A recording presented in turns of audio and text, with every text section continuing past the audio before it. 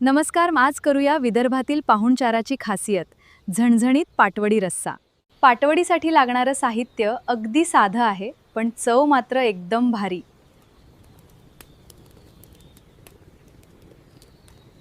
सगळ्यात आधी कढईत 2-3 चमचे तेल गरम करून त्यात जिरे टाकूया.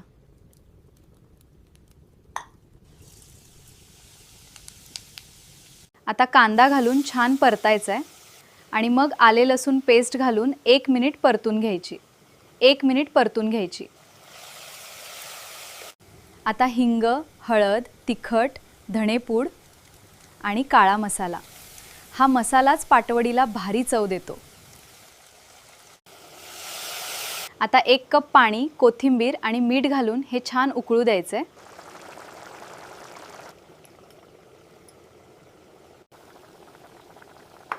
आता गॅस मंद करा आणि बेसन हळूहळू घालत सतत ढवळत राहा. गुठळी अजिबात होऊ देऊ नका. मिश्रण एकदम गुळगुळीत झालं की झाकण ठेवून 2-3 मिनिटं मंद आचेवर शिजवून घ्या.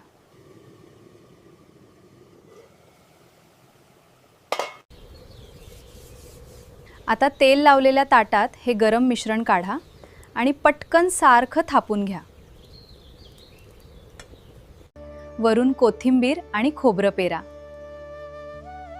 थंड झाल्यावर अशा सुंदर चौकोनी पाटवड्या कापा.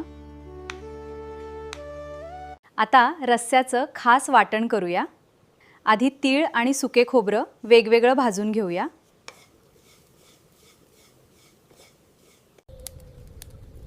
आता कांदा आणि टोमॅटो थोड्या तेलात छान भाजून घ्या. रंग हलका सोनेरी झाला की मस्त चव येते. सगळं थोडं थंड झालं की कोथिंबीर आणि थोडं पाणी घालून बारीक गुळगुळीत वाटून घ्या. आता रस्स्यासाठी तेल गरम करून तमालपत्र, आले लसूण पेस्ट आणि आपलं तयार वाटण घालूया.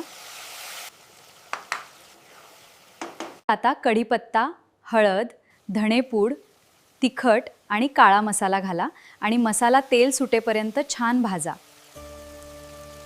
थोडं पाणी घालून मसाला शिजू द्या. मग उरलेलं पाणी आणि मीठ घालून रस्सा उकळू द्या.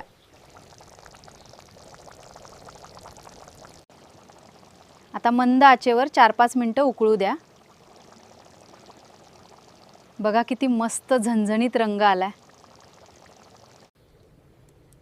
आता ताटात 2-3 पाटवड्या घ्या आणि त्यावर हा गरमागरम रस्सा ओता.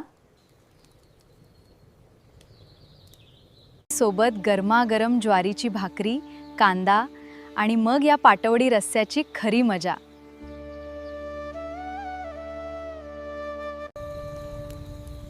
अशी बनवा अस्सल विदर्भातील पाहुणचाराची झणझणीत पाटवडी. एकदा करून बघा, चव विसरणार नाही.